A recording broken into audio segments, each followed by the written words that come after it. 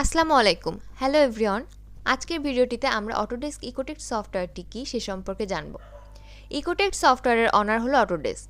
এটি একটি complete building design টুল যা কিভাবে একটি বিল্ডিং ডিজাইন অপারেট এবং পারফর্ম করে সেটির সিমুলেশন এবং ফাংশনাল অ্যানালাইসিস তৈরিতে সাহায্য করে।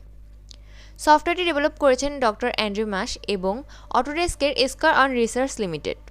সফটওয়্যারটি দ্বারা energy, thermal, lighting, shading, heating, cooling এছাড়াও ভেন্টিলেশন এবং এয়ারফ্লো নিয়ে অ্যানালাইসিস করা যায়।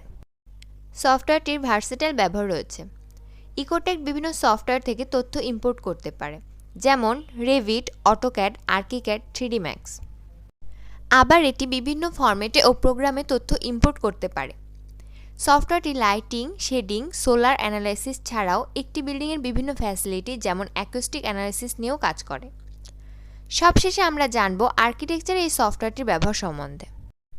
সফটওয়্যারটি আর্টিফিশিয়াল সিস্টেমের প্রয়োজনীয়তা কমিয়ে বিল্ডিংয়ের মূল অংশে ন্যাচারাল লাইট পেতে ডিজাইনকে সহায়তা করে।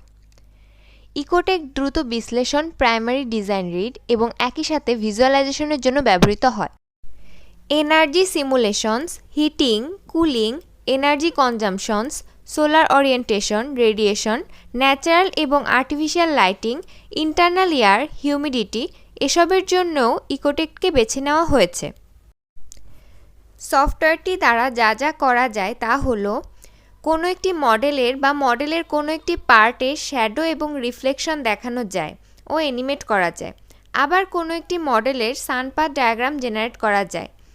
এছাড়াও কোনো একটি সারফেসে কতটুকু সোলার রেডিয়েশন এবং কত % শেড পড়ে সেটিও ক্যালকুলেট করা যায়। কোনো জোনে প্রতি ঘন্টায় বা প্রতি মাসে কত টেম্পারেচার তা ক্যালকুলেট করা যায়।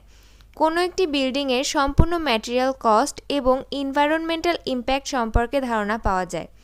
কোনো একটি বিল্ডিং বা ফর্মের মধ্যেকার অ্যাকুস্টিক এবং সাউন্ড পার্টিকেল ট্রেস করা যায়। ইকোটেক্ট ইউজ করে আমরা ন্যাচারাল এবং ইলেকট্রিক্যাল লাইটিংও অ্যানালাইসিস করতে পারি। এখন আমরা সফটওয়্যারটির মেইন ওয়ার্কফ্লো সম্পর্কে সংক্ষেপে জানব।